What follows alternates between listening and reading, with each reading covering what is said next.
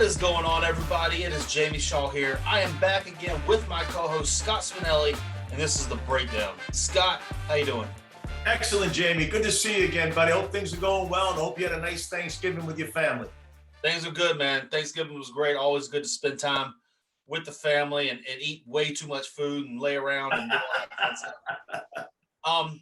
But, before we get into it, before we jump into this episode with Boston College, let's go through, let the listeners know who we are, introduce ourselves. My name is Jamie Shaw, National Recruiting Analyst, Rivals.com, and I'm the author of one of the biggest scouting services in the country, the ABC Scouting Report. Scott, tell them who you are. Well, I've had the opportunity, Jamie, to coach at every level of basketball. I started upon graduating college. I got right into coaching at two different prep schools where I was a head coach. And from there, kind of worked my way up into working at every level of basketball, starting with the low major Division I programs and, building up to high level programs, as well as some pro experience. And along the way, it's been a great journey in terms of meeting a lot of wonderful people, establishing a great network, and having the blessings of coming into, on the recruiting side, meeting a lot of players and families where you've had a chance to touch a lot of kids' lives. So it's been a very good journey thus far. As we go through this on the breakdown, we're breaking down all of the ACC teams to start the season with. Today, we're moving on to Boston College, a school that I know you're very familiar with. They experienced some turnover this year. Earl Grant, now the head coach, 127-89 at the College of Charleston. He's coached under Greg Marshall, coached under Brad Brownell. Makes the jump from the CAA up to the ACC here. What do you know about Brad? What have you seen from him so far this season? Well, first of all, let's just talk a little bit about the change in identity. With Coach Grant coming into the program, he's made it really clear that he wants to get his teams to get after it defensively. And to your point, Jamie, he's worked for two guys, a coach Greg Marshall at Wichita and obviously Brad Brownell at Clemson, who are both excellent defensive coaches. And I think he's taken that mindset. And early on in the season, you can see, Boston College, really getting after people defensively. For the most part, it's man-to-man, but at times they'll go some three-quarter court pressure, back to some 2-3. But again, I think the focal point in Coach Grant and his staff and their identity right now is to change it from a team that was a little bit more run and gun to now being a team that is really solid defensively. We'll get more into a little bit more in depth with the defensive identities and offensive identities here in a little bit. I want to take a moment right here to say, if you're listening to this and you're enjoying the content, please make sure that you go ahead and subscribe to whatever you're listening to it, whether it be on the YouTube version, the podcast version. Please subscribe, give us a 5-star rating, and leave a comment below what you think about this year's Boston College team, who your favorite player is, who your favorite player of all time is at Boston College. Just leave a comment below, let us know, and move on. As I said, we've done all the ACC teams prior to now, so go ahead and go back and listen to the breakdowns of all of them as well. Jumping right into the personnel of Boston College, I think things have to start with the Langford brothers. You have fifth-year senior Makai, then you have sophomore DeMar. Makai, so far, he's averaging 11.1 points, 4.1 rebounds, 3.1 assists. DeMar, the team's leading scorer, 12.6 points, 5.4 rebounds, 2.1 assists. Obviously, DeMar and Makai very well. Go through what they are and who they are and what they're going to bring to this team this year. Well, to your point, Jamie, it really does start with both Langford brothers. And in both the Langford brothers, what you're getting are two guys who are difference makers.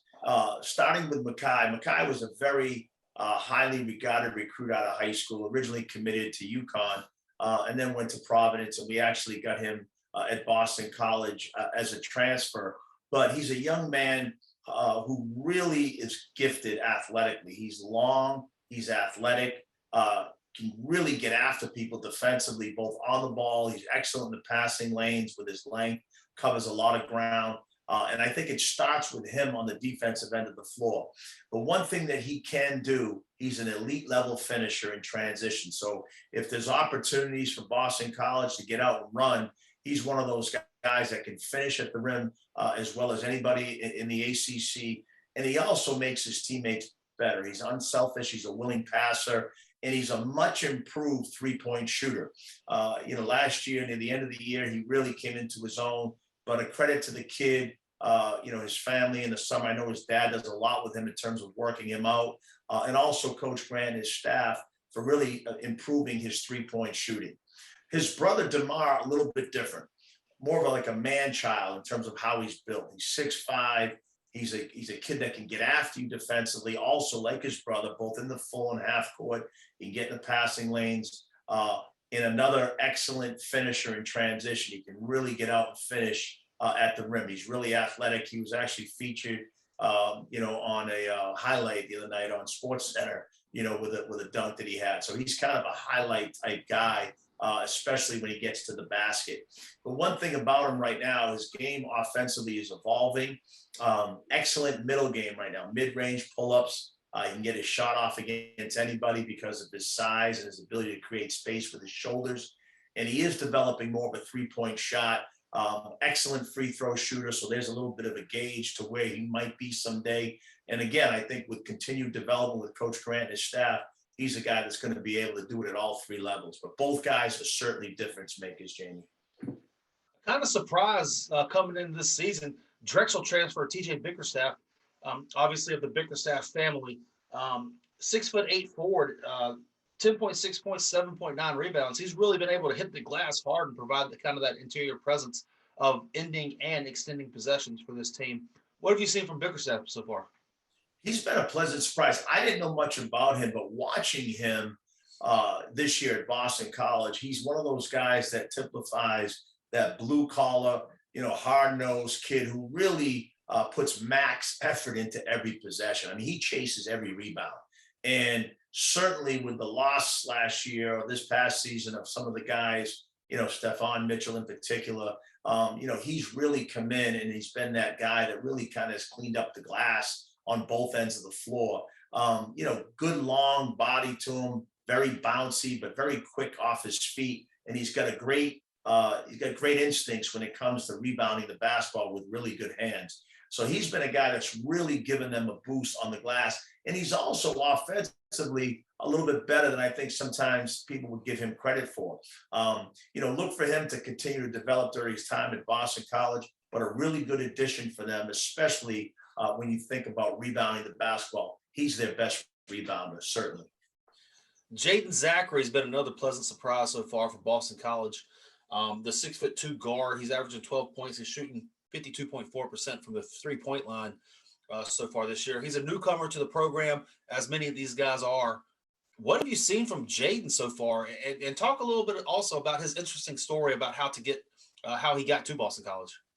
Well, let's start with his story. He played for a really close friend of mine, Coach Chris Chaney, who arguably has one of the best prep school programs at Scotland campus in Pennsylvania. And, Coach Chaney's coached many, really good players, guys who have gone on to play in the NBA. He does a really good job with his individual development as well as his teams. So he's been well coached. And what happened there was Jaden went there, did a fifth year of high school, was a three-sport athlete coming out of high school in Wisconsin, and did the year of prep school. And last year with COVID, as a lot of seniors and fifth-year kids, as we've seen, Jamie, was really not on the radar just because a lot of coaches weren't allowed out on the road. And so with that, he decided to take another year and go the junior college route. So he did a year of junior college at Chipola, where he came into his own in terms of being exposed. And a lot of coaches saw him in the junior college tournament, the state tournament in Florida. He was MVP. Then he went on to play in the national tournament, put up great numbers. They lost it, but he had a great season. And then he ends up at Boston College, where, again, being that battle tested, being that well coached at both Scotland campus and at Chipola, he's been a lot more ready than any normal newcomer would have been, just because he's been through some of the wars already. And he's been a guy that has done it for Boston College on all levels right now. I mean, he's complete. He's defending on the ball, kind of the Coach Grant type guy that they want to be, real good pressure, apply pressure on the ball, whether it's half or full. He's a willing passer. He facilitates to make his teammates better. And he's also shot the ball exceptionally well right now from the three-point line. And he's been a catalyst so far in terms of being able to make open shots, being able to do things that are needed right now on both ends of the floor to help Boston College win. But keep an eye on Jaden Zachary as he continues to develop under Coach Grant and his staff. We hinted at defensive style of play in the lead in. They're going to want to play pressure defense. They're going to kind of, I don't want to say junk it up, but they're going to want to give you a lot of different looks out there. They've even coined a term for their defensive identity: gritty, not pretty. Trying to keep games close and do all that. Go a little bit into what you've seen so far in the defensive identity of what Earl Grant is going to bring to Boston College, and what gritty, not pretty means. Right. Well, I think what Coach Grant means by, gritty, not pretty, is just what it sounds like. And that is, they're going to be one of those blue collar, tough, hard nosed teams who plays every possession, especially on the defensive end of the floor. And as we know, Jamie, any great defense starts with pressure on the basketball. And the one thing that you've seen, it's been a noticeable difference, is Boston College is applying great pressure on the basketball, and it starts there. And then you see everybody else, individual defense, they're taking a lot of pride in that. But at the same time, their individual defense has now become something that you can see. It's noticeable, but also their team defense, meaning guys are one pass away in a stance in the correct positions, two passes away, they're in the correct stance, they're in the right position. And they're also playing together with that team defense and making it really hard on opposing teams to get clean, open looks. They're also finishing possessions with rebounding. You see guys boxing out. So again, taking that style of play of gritty, meaning that they're going to really make it hard defensively. And it might not be the up pace tempo type game that, some teams play. But again, sticking to that identity, that's what Coach Grant is trying to instill. And he's done it thus far in the early part of the season, and look for that to only get better. What I'd like to try to do is get into some of the defenses right now. Obviously, let's get into their man stuff, show a little bit of their extended defense. And so if it's okay, I'd like to get into that right now with some video. On this first defensive clip for Boston College, what I'd like to show is a little bit about what Coach Grant has been talking about since he took the job, and that is trying to establish an identity on the defensive end of the floor. In this first possession, where the game is actually just tipped off, and it sets the tone right off the bat. And you can see Boston College here with a great chase over a double screen attached to his hip, pressure on the basketball. Everybody's kind of in a stance with their head on a swivel, seeing both ball and their man. And in this case here, you'll see pressure, one pass away. And again, the one thing that's happening here on every pass and or dribble, Boston College is moving in the direction of that pass or dribble, and that's fundamentally sound defense. You can see the post guy, James Connick here, top side positioning. Everybody else sees both. And now South Florida is forced into kind of a late clock situation where, again, Boston College exerts max effort chasing over that little Iverson cut, pressures the ball. And in here, they're probably playing a different type of coverage. We've seen different terms of scouting. This is more of a show flat and under, and they actually switch it because it's late clock. And then you can see everybody's in a stance, pressuring the ball. There's great communication here on the ball screen where they actually now almost double it. You can see the help side defender above the charge circle where he's ready to take the South Florida offensive player who rolled to the basket. And now they take a one-handed runner to start the game. So again, I think this first clip kind of typifies what Coach Grant and his staff have talked about establishing, and that is a defensive mindset. In this next clip, what I'd like to show is the same type of pressure and fundamental defense on the ball. You'll see Boston College, everybody's in a stance. We talk about getting busy on the ball, and you can see whenever the ball is caught by the Columbia team, the offensive team, Boston College is getting busy on the ball. They're they're making the offense feel them by just having active hands and being, pressuring the basketball. Here's a situation where they chase over a screen here. Everybody's in the correct positioning, one pass away. Their heads are on a swivel, seeing both the ball and their man. And again, now's a ball. This is a ball screen coverage where they kind of show hard, and you see the effort, max effort, trying to get back in front of the ball with his Makai's hands high. And because of that, in the correct positioning with the two defenders in Boston College off the ball. And we talk in these situations here where if there's a ball screen set and we show hard, what we should be have here is this. These two guys on Boston College on this weak side, they're on the stack side. Okay, so now the ball is coming to them.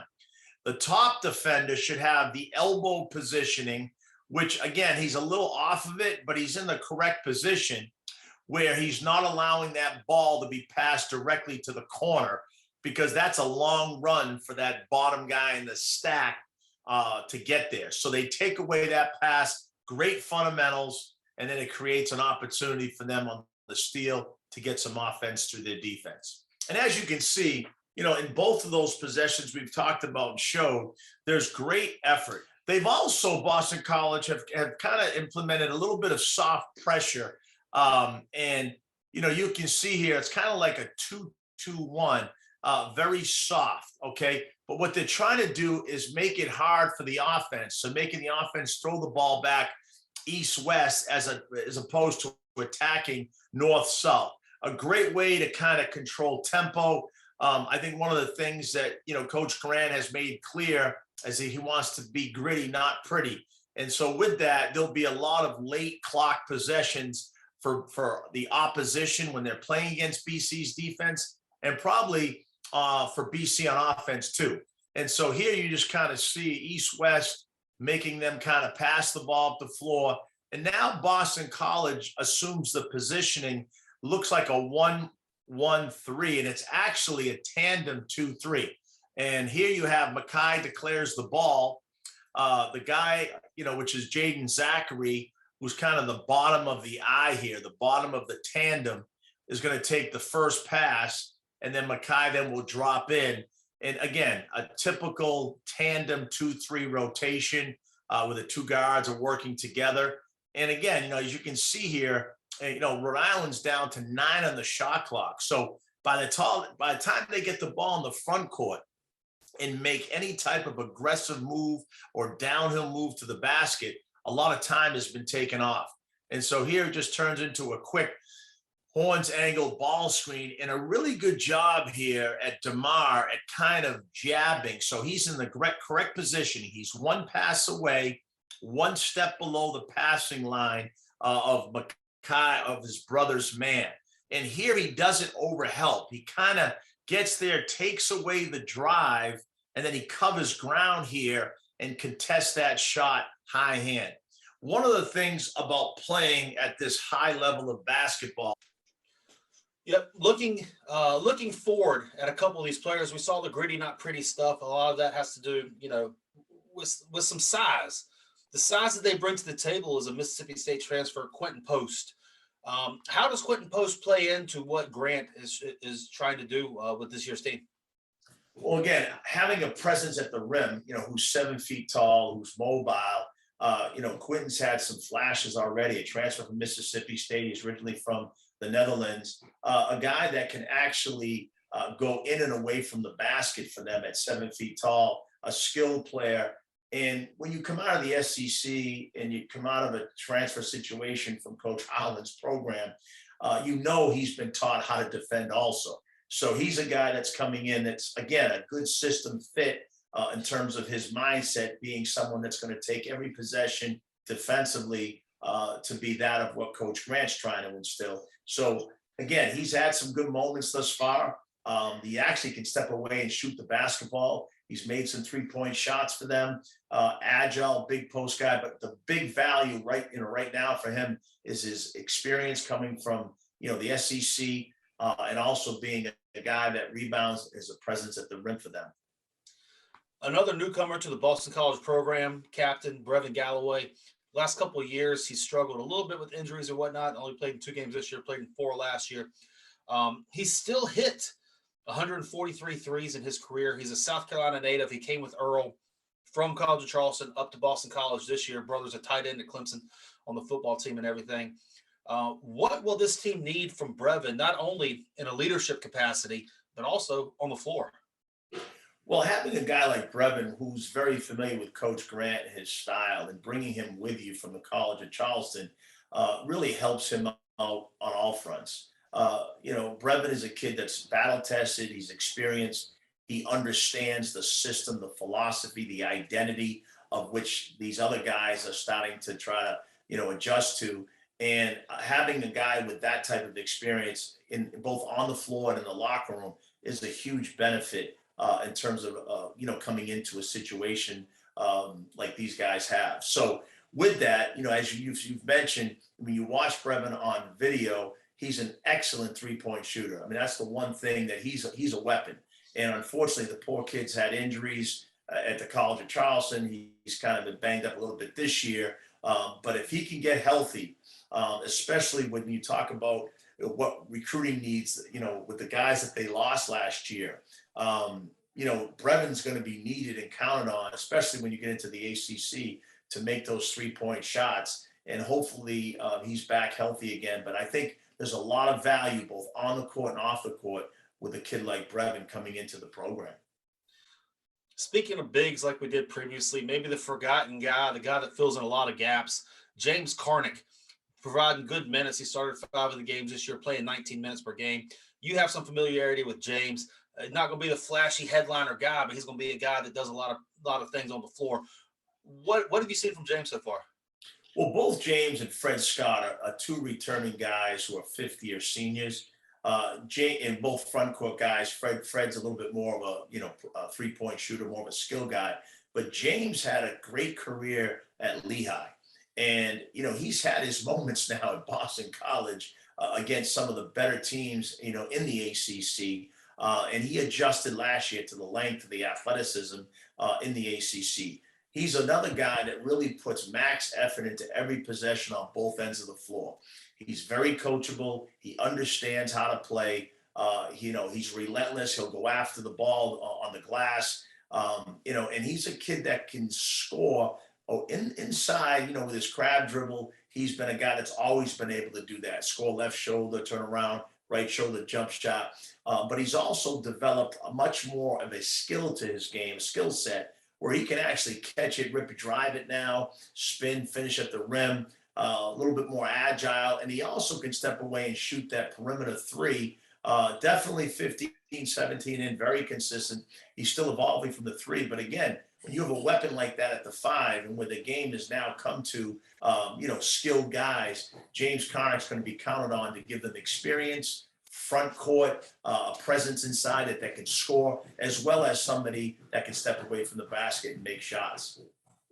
Then lastly, here going through the personnel, he's got a 9 or so man rotation going. Is Kanye Jones, a player who's not necessarily, who's still trying to find his footing in the college game, the freshman out of Florida. He's got upside. He's got upside to be a very good player in the future. Still finding his footing here, and whenever it clicks for him, it could be some really good things coming from Kanye Jones. Explain Kanye Jones a little bit, and who he is and what he could bring to the floor. Another young man, it's a freshman. He was committed to the College of Charleston. Actually saw him play a little bit in his AU, during his AU time. And the one thing about him, he's a kid that's got good length to him at the guard spot, and he's an excellent 3-point shooter. Right now, again, trying to adjust to the speed of the game for every freshman coming straight out of high school. Takes a little bit of time. But I like his kind of his savvy, his moxie. He's got a little mojo to him.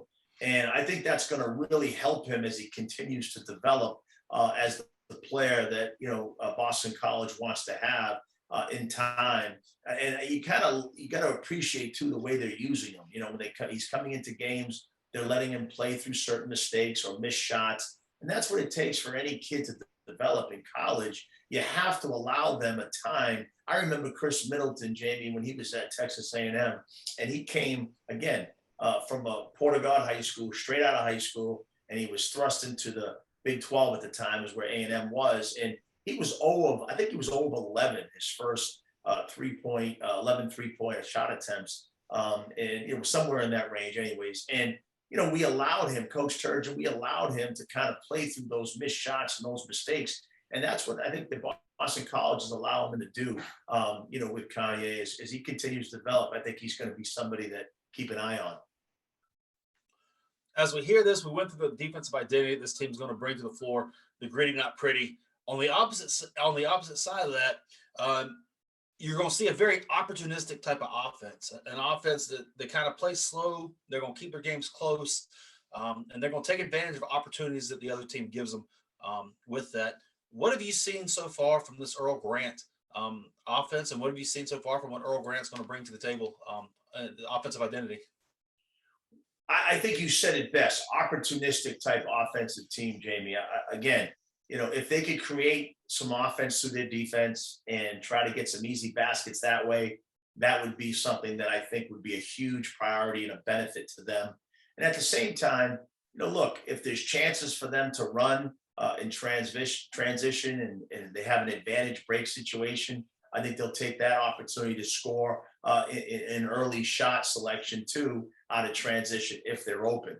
With that, when they get into the half court, they're not afraid to take a shot early in the clock, and they're not also objected to going late into the shot clock, and really trying to put their guys in a position to play to their strengths.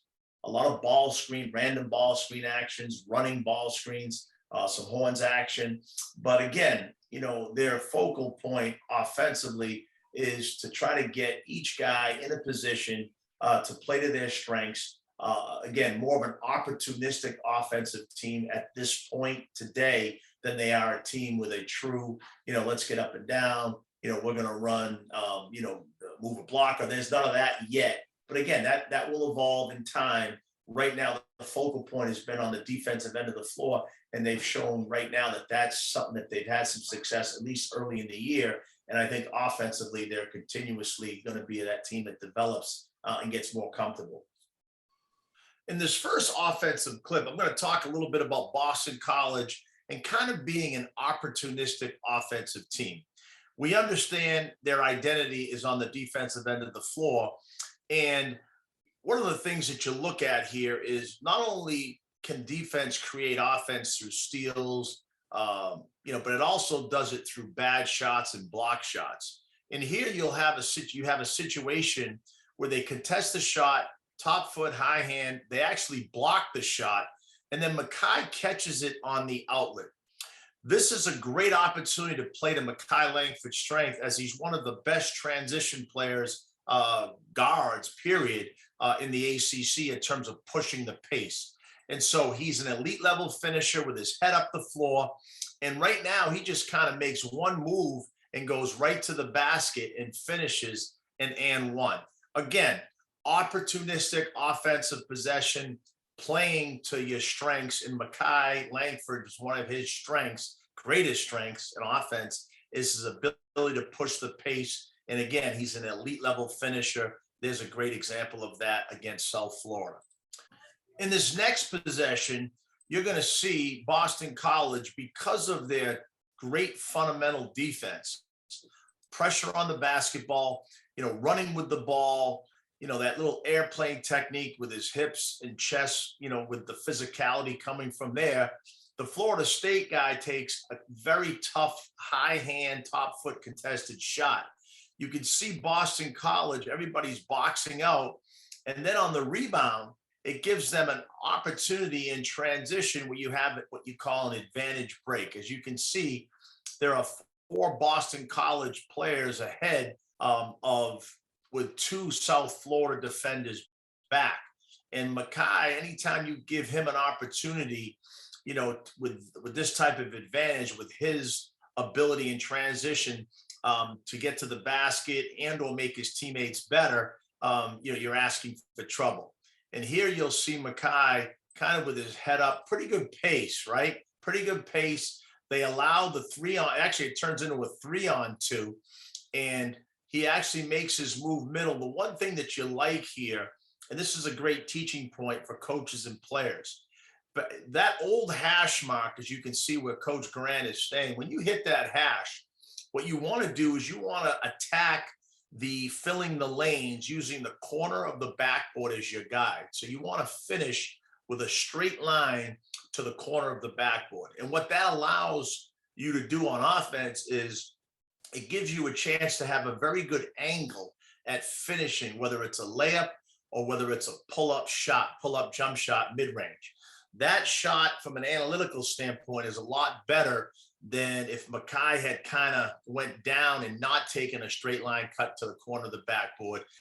And here you'll see DeMar, Langford, brothers who really know each other. Makai does a really good job of drawing the defense, and you can see DeMar is pretty familiar with his brother, and he keeps actually cutting, makes a tremendous catch in traffic, and then he finishes with a little reverse layup.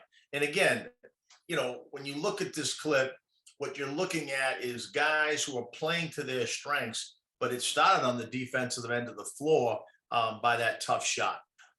In this next possession offensively, you're going to see a very simple action turn into something that's very productive due to the fact that your Coach Grant is playing to his player's strengths.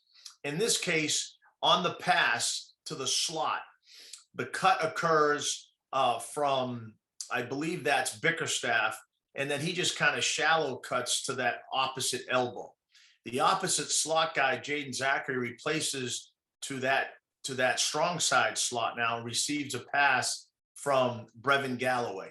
And on the pass, you can see a nice wide back screen being set by the 5-man at Boston College. And then what happens is Galloway does a really good job at taking his man below the back screen, and then the 5-man for Boston College readjusts his positioning, and he comes right off of it in rhythm, takes one dribble on a potential switch where they don't communicate, the defense, Columbia doesn't communicate a switch, and now they kind of get a little bit of miscommunication, and that's all a kid like Brevin Galloway needs, kind of a one dribble, step back, you know, rhythm three. And again, playing to his strengths, that's what he does. He's done it at College of Charleston. He's an experienced guy. He makes three-point shots. That's what he does. In this next offensive clip, we're going to show DeMar Langford and how Boston College uses him offensively to play to his strengths. So one of the things with DeMar at 6'5", you know, you can see this possession. He's very, very strong. He's very athletic, and he's a matchup problem. And in this case, he just kind of simply pops to kind of in between the slot and the wing. And on that pass, okay, a little kind of a back screen, you know, we call that kind of a UCLA, but he kind of goes to the corner, not through to the basket. 5-man then steps out, and then on the reversal, you'll see the 4-man here set a nice back screen where DeMar sets his man up and he comes off of it. And on the catch, Makai now is going to relocate. DeMar actually is really, really in deep there. And when he catches the ball that close to the basket, you know, he's going to finish or get fouled. And you can see here just one crab dribble, you know, a little up fake. And DeMar, being as strong and athletic as he is, he just shoots right over his man. Again, simple action, playing to the strengths of your guys. And as a coach, you know, again, not getting too complicated offensively, especially at these Power 5 conference, in these Power 5 conference leagues, playing to the strength of your guys is so important. And there you have it with Boston College. We got an Earl Grant, year one, went through the personnel. We went through the offensive identity. We went through the defensive identity. We showed plays and clips, tried to give examples and explanations as to what it is that he's going to try to do that you can expect from Earl Grant this coming season. Again, we ask, if you enjoyed this content, please subscribe to the channel, whether you're listening to it on YouTube, whether you're listening to it on the podcast. Please rate us 5 stars and leave a comment below. What do you think of this year's Boston College team? Where can they go in the future? Who's your favorite Boston College player? Et cetera, et cetera. Just continue to let us know. We want to hear from you in the comments below. But thank you guys very much for tuning in. If you enjoyed the content, share it across your platforms as well. For Scott Spinelli, I am Jamie Shaw. We'll see you next time.